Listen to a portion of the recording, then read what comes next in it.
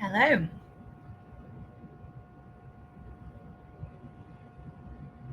Hi, Lucy. Hi. I think we're live, so shall we begin? Yes. Great. So welcome everybody. Welcome to today's LinkedIn Live event. We're talking about PFAS regulations today, so how to ensure compliance and sustainability with OEKO-TEX. My name is Lucy. I am Head of Brand Development here at TESTEX, and I'm joined by my colleague Andreas. Thank you, Lucy. My name is Andreas Kapaklis. I will give you a quick introduction of myself. I work at TESTEX now for 6.5 years in the lab. I'm a team leader, and I am responsible for a big part of the laboratory analysis and the instruments. And besides that, I'm also doing regulatory work for OEKO-TEX for commissioning new methods. So this part, PFAS, is a little bit of ongoing topic at our OEKO-TEX, but also at TESTEX. So we're going to get and dive a little bit deeper today into the topic. So I hope you all have been prepared. Okay, so what are we going to talk about? And we said we'd talk about PFAS, but do you want to talk a little bit more broadly about what we discussed in the next sort of 30 to 40 Yes. Yeah. Thank you. Thank you for the agenda. Yeah, I mean, we're going to talk about PFAS, a little bit of general stuff. What are PFAS? But I think this is more or less known to many people, as it has been a really hot topic in the past few years. And it's getting stronger and stronger. We're going to dive a little bit in the past and the present situation, and where we are leading into PFAS regulation. Also, as I said, there are 2 points in regulatory changes. We have the short term. This is the new test method that's actually being applied at the OEKO-TEX level as of today, and long-term regulations that will affect especially the European Union, but also in the future. There have been some changes also in the US, but we will address today more or less the changes in the European Union. We will talk a little bit about sustainable alternatives to textiles using PFAS. And we're going to show you also some stuff. How can we help you at TESTEX and with the OEKO-TEX certifications to get all the compliance together with for PFAS? Great. So let's get going. Yeah. So do you want to say a little bit then about what PFAS are? So we hear a lot, don't we, about PFAS, and we know that they're a group of chemicals, but do you want to talk a little bit more about exactly what they are and the chemistry there as well? Yeah, more or less, it's PFAS is also. I will start with the acronym. The acronym is per and polyfluoroalkyl substances. This has been a little bit new in the naming, because a couple of years back we were using the PFC name. Now it's standardized to PFAS across the board. And these are synthetic chemicals made of multiple fluorine atoms, and they have long chains, alkyl chains, so carbon chains, and they can be almost infinite combinations of that. You can see that according to the definitions of some interest groups or legislation, this group of compounds includes 8 to 7 million chemicals. So it's a little bit, I have to say, it's not yet well defined, but in any case, we can talk about thousands of chemical compounds. Probably we do not even know all of them yet. And also, what you see in this table, these are the most known ones, especially the first 2 ones, the PFOA and PFOS.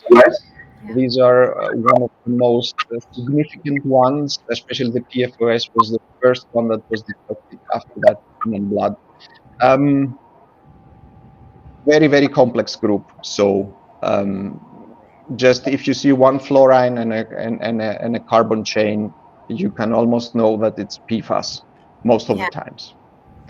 And we know that they're extremely persistent, don't we, environmentally and with the bioaccumulation risk. And we know that's obviously what makes them so strong and good at the job that they need to do in terms of being applied to different textiles, but it also means that they pose a significant risk. Exactly. This is a good point. These chemicals are very persistent. We will also go a little bit through to the next slides on that point, and they have some good good properties that we can use, and we use them almost every day, sometimes without even knowing that, Yeah, and as end consumers, and but they also pose some problems, especially for the health and for the environment. sure. Okay, we've talked a little bit about the present. Let's talk about the past. So, where did these chemicals come from? How did we come to find them? And why are they now so prevalent in our everyday lives? These chemicals were actually synthesized many years back. We can see 1938 by DuPont. DuPont is a name for everybody, where they invented the PTFE membranes back in 1938. So we're talking right now almost 90 years ago. But they came into popular use in the 40s and 50s, and they were extensively used. They were, yeah, maybe you can say a little bit uncontrollable use, where there was a hype. Yeah, we can put them everything according to their properties. They were thought to be, I don't know, medicine for everything. Yep. And until we observed, this will also be mentioned in the next slide, until we discovered that actually these chemicals, as you said before, they are very persistent, they cannot be decomposed. Mm-hmm. In the early 2000s, we found out how of a big of a distribution they have in the environment and how detrimental they are. So the early 2000s was a little bit of a finding phase in order to understand where and what and how many and at what concentrations. And we have seen as of 2010, around 2010, that the legislation bodies have been starting to um, um, control and regulate all these PFAS substances. And currently we are at a peak of this, let's say, legislation marathon, because it is a complicated matter and will take a long time. Yeah, for sure. Certainly very complex, and there's certainly a lot of legislative movement now, isn't there, as you say?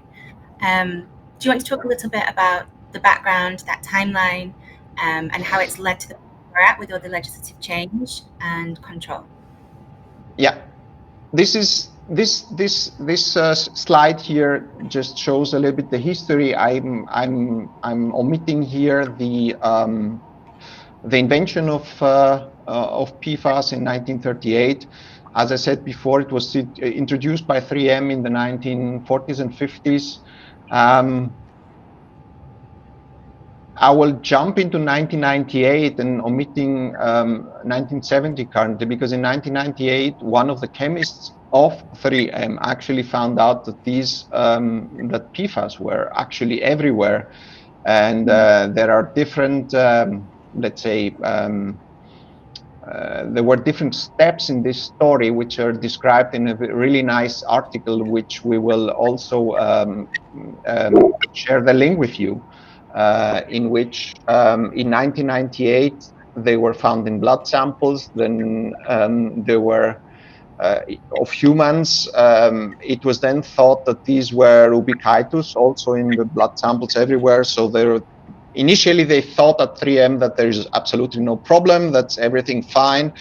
Then they did testing on blood samples from animals, and they found it everywhere. They did geographical studies, like at that time China and Europe and the US, and they found differences in the concentrations. And the last part was they could retrospectively analyze blood samples before the introduction of PFAS, and they found no PFAS there. So it was a huge scandal for 3M, which actually led to also a legal battle. And yeah, and the interesting part is actually 3M knew about that already from the late 70s, early 80s, and they decided to suppress the matter. So it has become a really big topic, huge scandal. Yeah, as you say, there's a lot of literature online, isn't there, that you can read around the scandal and around that. Yeah. That Yeah. There's all movies now, documentaries. So there's a lot of information out there, isn't there, about the history of PFAS, the scandal, and kind of what it means in that broader sense there. Mm-hmm. Yeah, exactly. And this is the next topic. As you've seen, after these discoveries and all of the public, all the publicity that we got, there are about 10,000 cases against pollution of PFAS and contamination. Just over the last 25 years, you remember they were discovered in 1998. So we are actually running now 26 years. And only the US, there have been $16.7 billion in settlements paid. And I said before that for 3M, it was kind of costly. It's only for this 16 billion, 10.5 billion were paid by 3M themselves for covering up this topic about the widespread of PFAS. You can see also a lot of legal cases in the European Union that some have been going on and some have already been closed. As you can see, 500 million settlements in Belgium, but also there are many, many more going on. Yeah, it's something that we know is happening, isn't it? All over the world, really, now. It's prevalent because we know how persistent these chemicals are and how harmful they are and how much risk that they pose. So we're really mindful of this risk. We're really aware of the environmental effects as well of PFAS, and I think we'll come on to talk about that as well too. Do you want to say a little bit more about how we test for PFAS, how we find it in our samples that come into the lab, and what that means then for people that are engaging with testing, people that want to control PFAS, and people that want to have an awareness really of what that looks like and what we do? Yeah. Up to now, up to yesterday, especially for OEKO-TEX, the standard was this EN 1760-81 part 1 and 2. These were the standard testing methods. In order to understand how the testing was working, it was an easy methanol extraction. In ultrasonication, and we were measuring it with two types of instruments, GCMS and LCMS, but we were only, let's say, confined in a very specific amount of PFAS compounds that we were detecting. We were detecting about, if I remember, around 45, 50. So this method has been updated now in the European Union, in the European environment, from the EN and the DIN norms. So it's more or less streamlined everything. And the new one has the same number like the old ones, but part 2 has been withdrawn, and it's only part 1 because there is one testing method only. This is the version 2023, and the main difference from the old method is, I write it in the second bullet point, it's the hydrolysis step. We use sodium hydroxide to hydrolyze a lot of derivatives of PFAS that with the previous methods were not being detected because they were in a form that it was not being detected by our instruments. So we are decomposing a lot of derivatives that have, let's say, base PFOS or PFOA, and we decompose all of them towards, we hydrolyze them towards PFOA or PFOS, and so we can detect them as a sum of PFOA or PFOS or other many more substances. So this will lead in any case in higher reported values for PFAS, because it's gonna reduce the blind spots that we had with the method before. And also the instrumental part is that we only use LCMS for the analysis. Do you want to talk a little bit about what that means, Andreas, to use the liquid chromatography?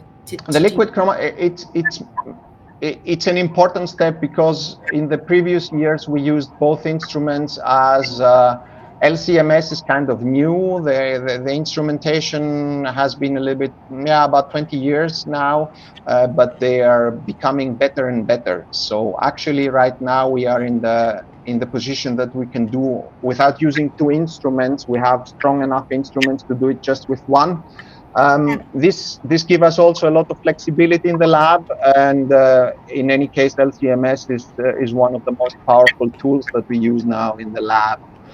I have to say that we also had to change, because this is the new legal requirement. The many labs, especially state labs in Germany, already use this hydrolysis method.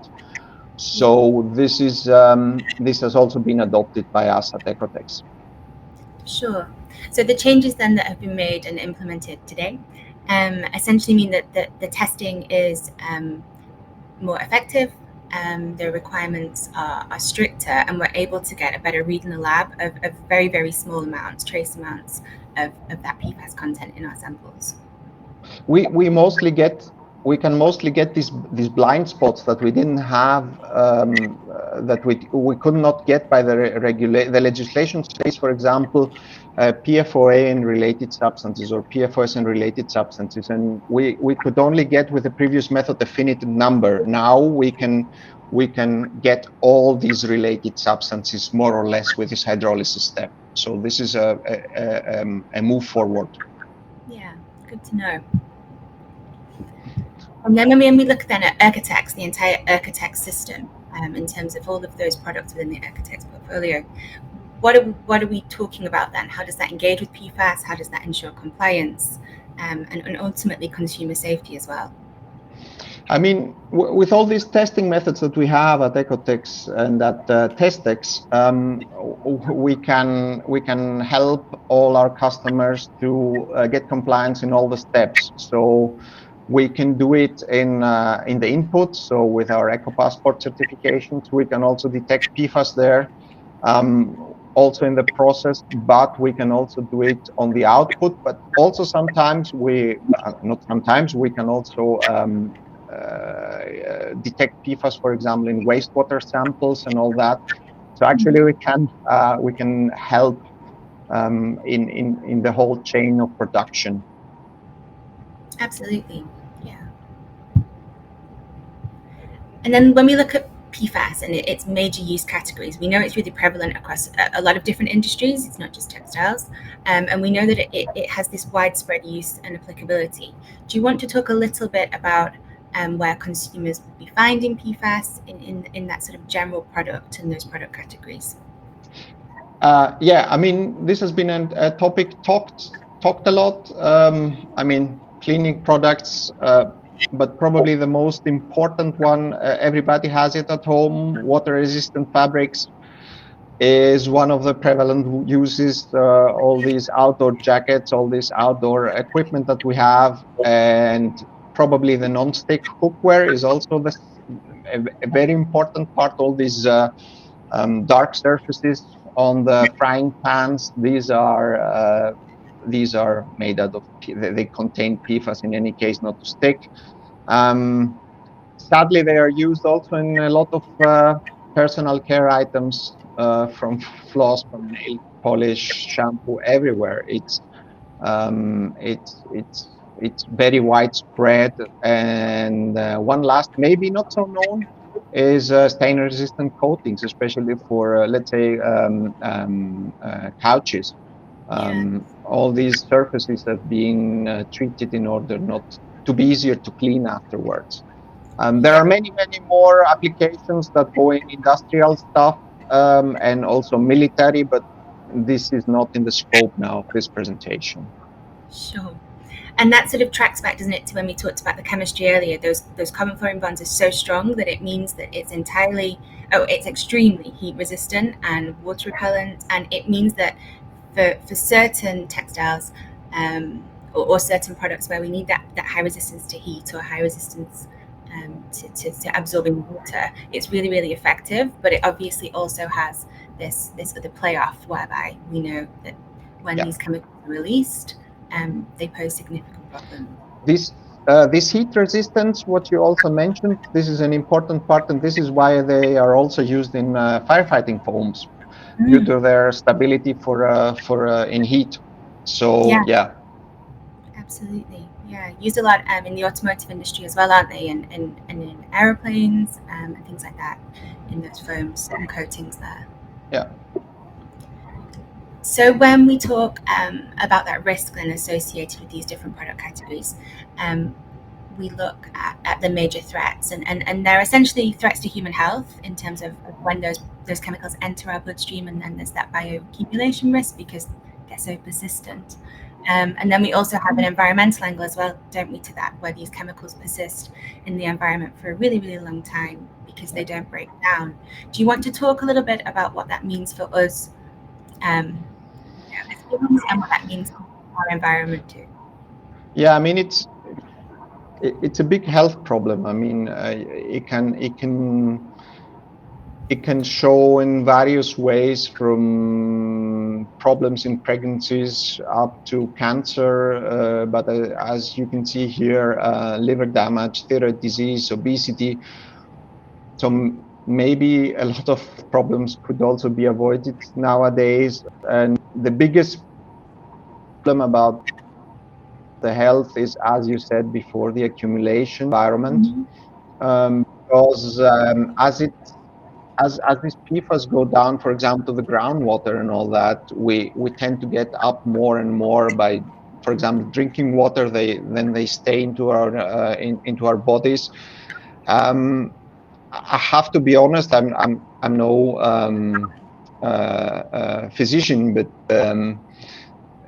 it could be that also problems might be a little bit more obvious in the next few years. After that, it would be really interesting to see how this problems from the PFAS, these health problems from the PFAS, will go down or go up in the next years. So, but this is a clear link with all the health issues.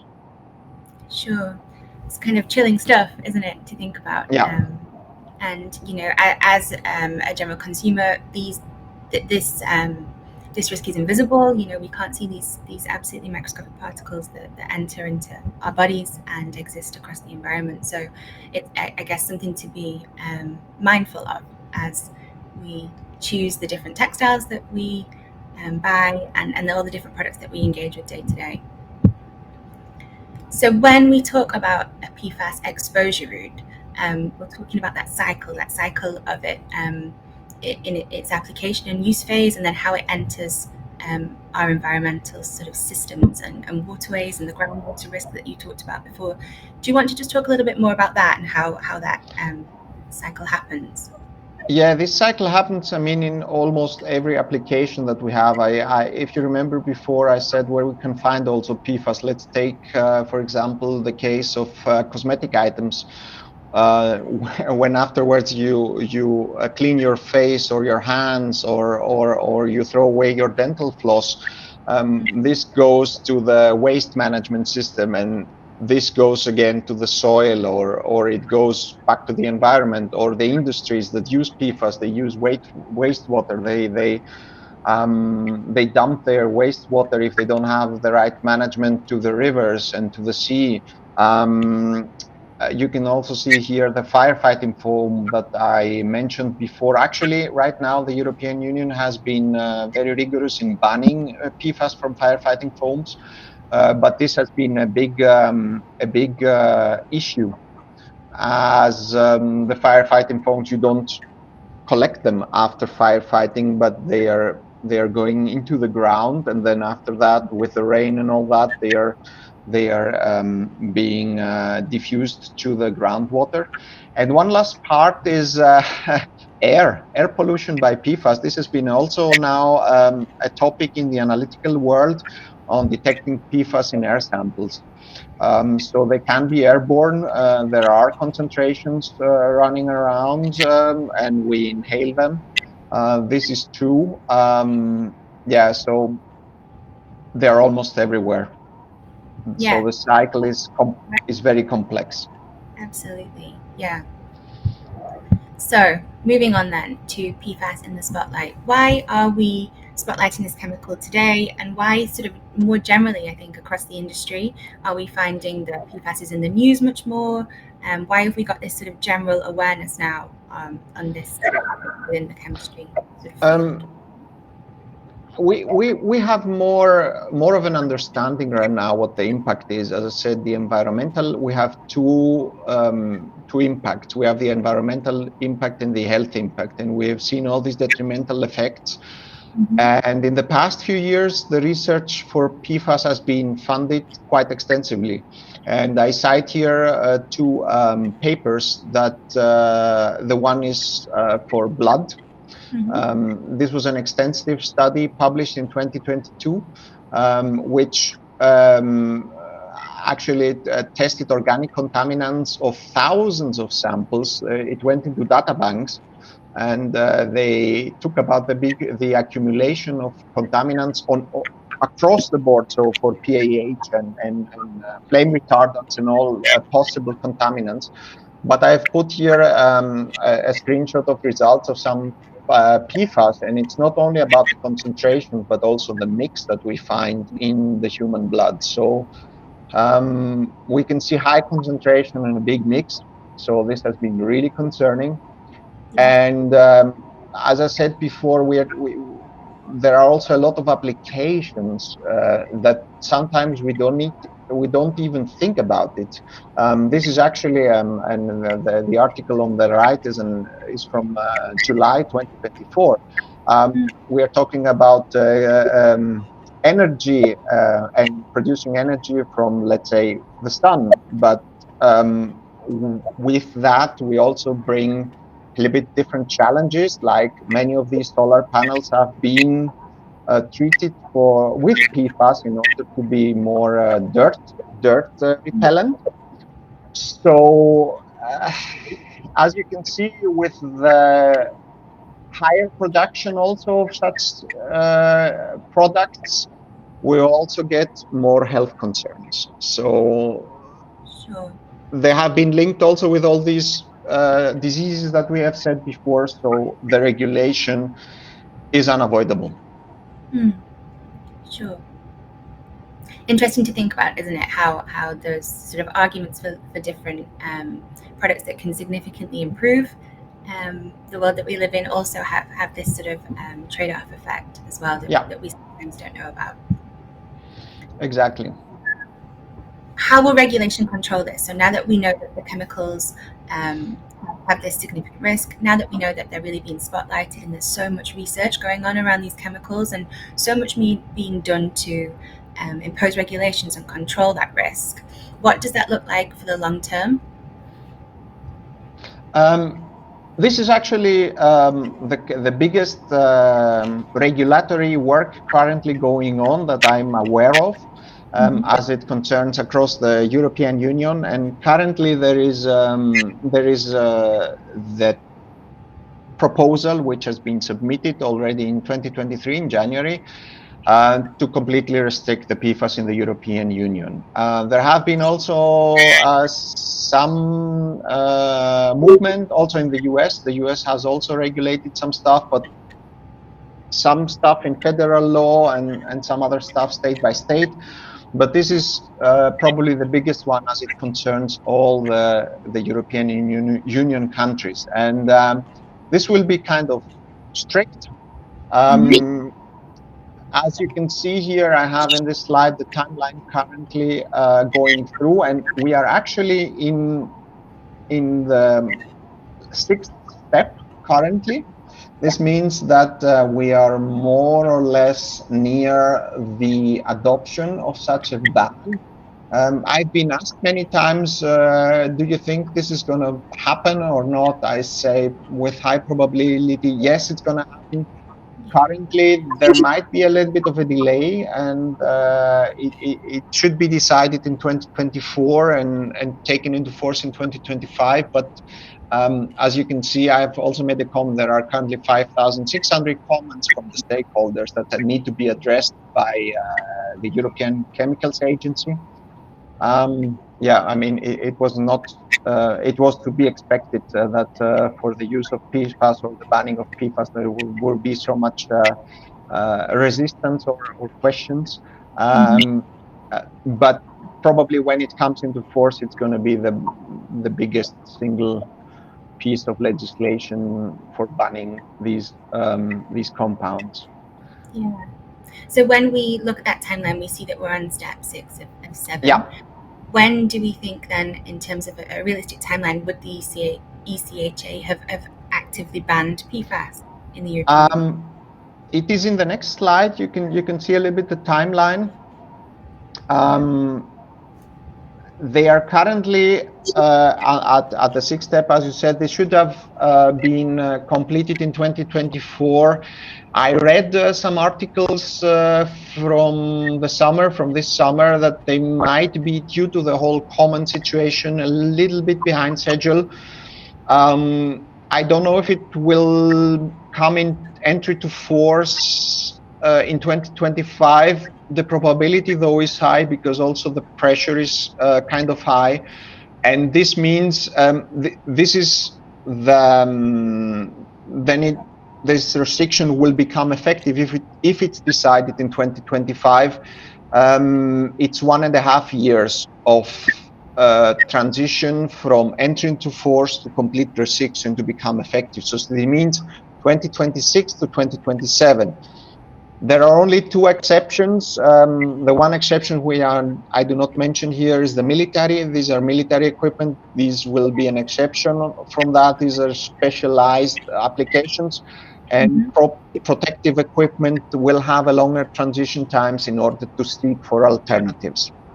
But all the consumer goods that affect us, like outdoor clothing and all that, will be after it comes into force in 1.5 years. So be prepared for that.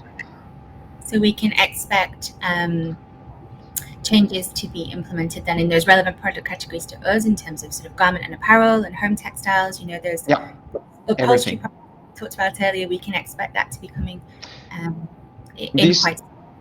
Yeah, this ban is across the board, not only for textiles, but it's also for food packaging, for everything possible, food containers. So it's across the board, a ban for all products. Okay, it's one to watch then, for sure. And then when we talk about that proposed ban and limit values when we test, what does that mean? When we talk about banning the chemical, what does that really look like? There has been a concrete proposal in that. It could be that it will be slightly modified in the end version. There are these targeted PFAS, the polymeric ones, 25 ppbs, and a total sum of 250. This is kind of a little bit of a change, a little bit lower than the current limits. But the biggest change, to my opinion, is this last part, the 50 ppm of total fluorine. This is not regulated in the European Union currently, so this limit value will also bring a new level of strictness. And as we have been asked also by many people, if we measure total fluorine, as many of our OEKO-TEX customers know, it doesn't matter where it comes. We measure the element fluorine, so it could be from PFAS. We don't differentiate. So it could be also from organic PFAS like ammonium fluoride or stuff like that that have other usages, or are not defined as PFAS, so regulated. But in any case, we will regulate the use of fluorine in total. So also many alternative products that use fluorine but do not contain PFAS will also be effectively banned. Sure. So some interesting sort of limits being applied. We're looking at different types of concentration limits for different PFAS substances, and we're sort of quite clear that this proposed ban means that those limit values are changing significantly. Yeah. And then if we can't use PFAS anymore, PFAS is being banned, what does this scenario look like now where we need to find other, more sustainable, greener alternatives for being able to make sure that certain products are just as strong, just as durable, just as resistant to things like heat and liquids as we need them to be effective?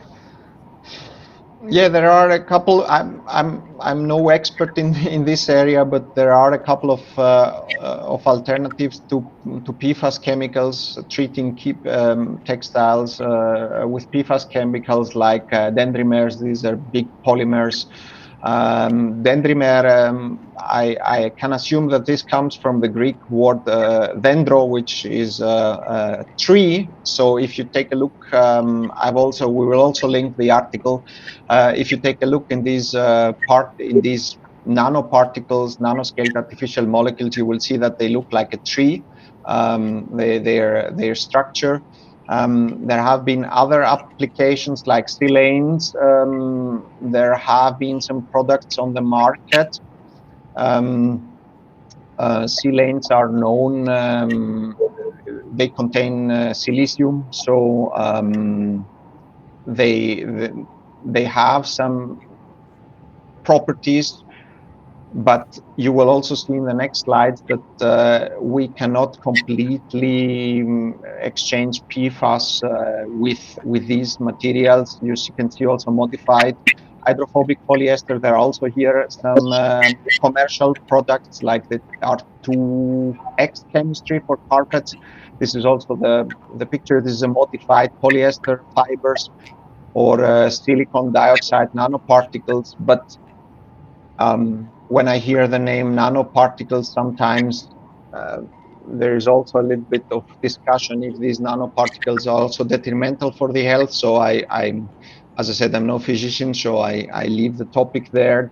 Just an input from my side. Mm-hmm. And of course, we know these old products like fatty acids and wax, which have been water repellent. I mean, we know that for a long time. Probably they're not so stable, so you need to reapply them many times. But in any case, there are alternatives for our everyday uses. So it's sort of changing how we think about the different products that we want to apply to a garment, the different chemical products that we want to apply to a garment, and how we can do that a little bit more sustainably and with human health considerations as well, I think, at the forefront of those decisions. Yeah, this is also an interesting table. This is a little bit, as I said before, with these different materials, with these PFAS alternatives, we cannot cover all the possible properties that we want, but probably for private use, it's going to be quite okay. You can see here the different properties of the ones of the alternatives that I mentioned before. Water repellent are all the materials, but stain removal and self-cleansing is only for 2 products, and oil repellency we don't have in any of them. It is also a question, how important is that? Yeah, sure, to make a garment or a textile suitable for use. Yeah. How we're able to engage with these different factors, these performance factors that make these textiles able to do their job. Yeah. And then do you want to talk about breakdown and what that means when we talk about breakdown and particle shipping and things like that? Yeah, I'm a chemist, so I need also to include a word of caution, as this is also the last slide, because there have been a number of discussions, and I've been asked by colleagues also many times, yeah, but there are some studies that show that we can decompose PFAS and all that. And I say, yes, there are some studies. They were published in 22. I have here one of the research papers that was published 2 years ago. But it is a complex process using a lot of energy, and with the spreading of the PFAS in the environment, it's going to be highly improbable that we can decontaminate so many areas. So this is a personal opinion of mine. Maybe it's going to be only viable for highly contaminated areas, like a decontamination process, a little bit isolated. Um, it's not possible to do it in a big style. And what is also very interesting in that we take in the scientific world, if there are no following publications, I haven't found any following publication on this topic. It seems to me that sometimes, although it's a breakthrough publication, I have to be honest, it could be that they also face the same challenges, that they could not scale up this procedure in order to implement it. And also the last word of caution is all the new PFAS alternatives that we also said before. They may not be always better. What is really important is to take into mind what I want to do with my product, and is it necessary to put PFAS, to add PFAS there or not. There are some applications that probably we cannot move away. We cannot eliminate them, but I guess maybe for the personal use it's going to be possible.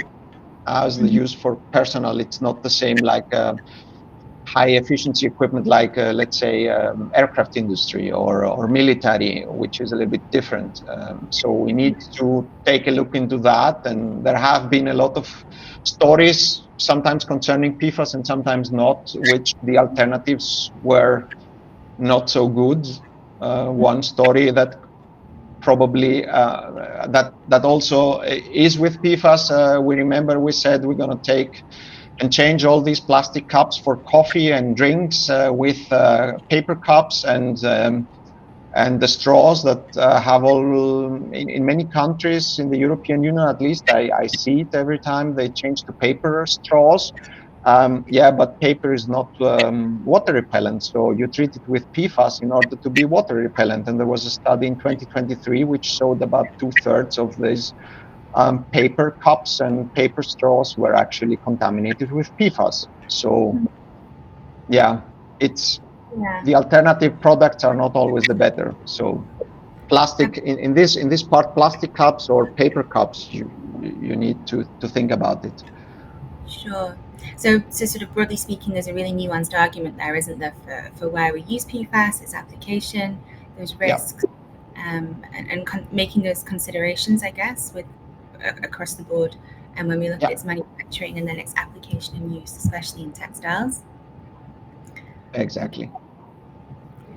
So we come to the end of the presentation for today. Thank you so much, Andreas, for taking the time and sharing everything that you know about PFAS.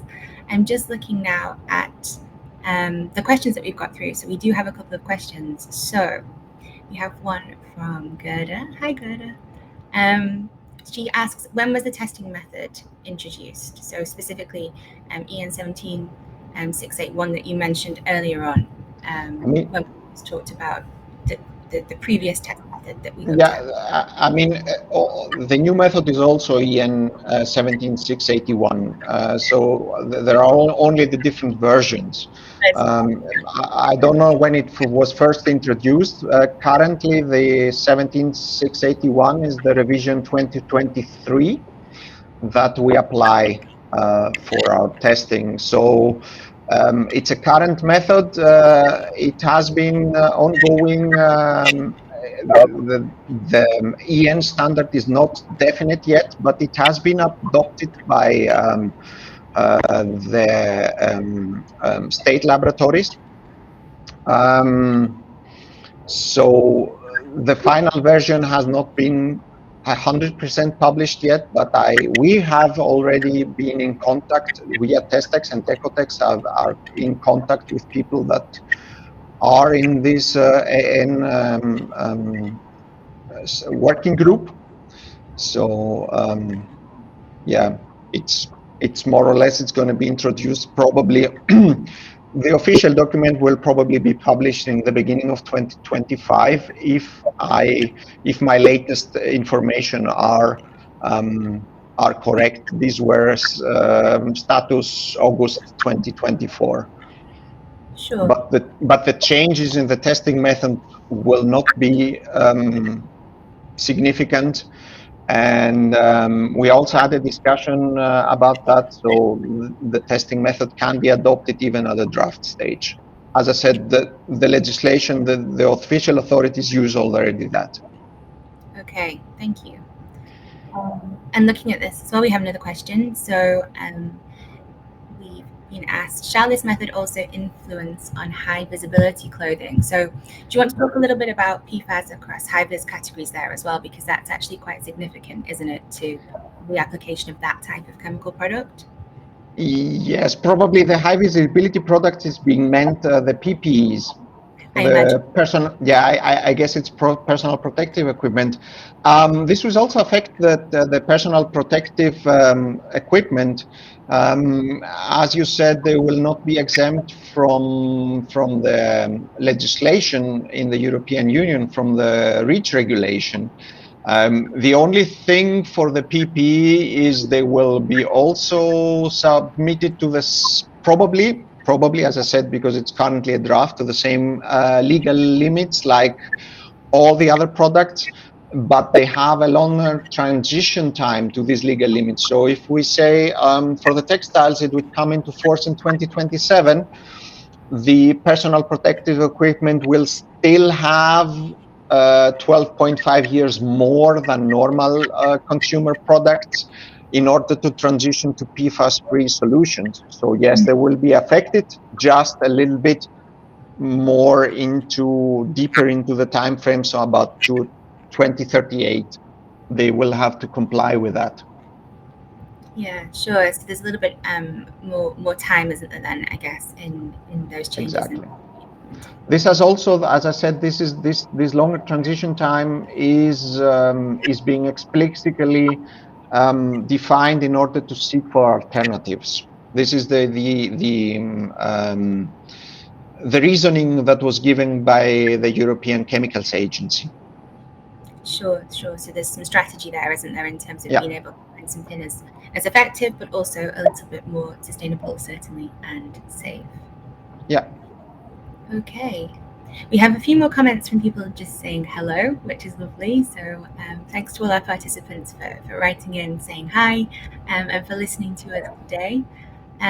This will be uploaded to our YouTube channel, so you'll be able to log back in and have another watch if you wish. But thank you so much for joining us today. I hope it was informative. You can contact both of us using the email addresses that you see there on the slide deck. And we'll both be happy to answer any questions that you may have. So for now, thanks, Andreas. It's been great. Thank you very much. And thank you, everybody, for joining us. Take care and see you Thank around you next very much. time. Bye-bye. Bye-bye.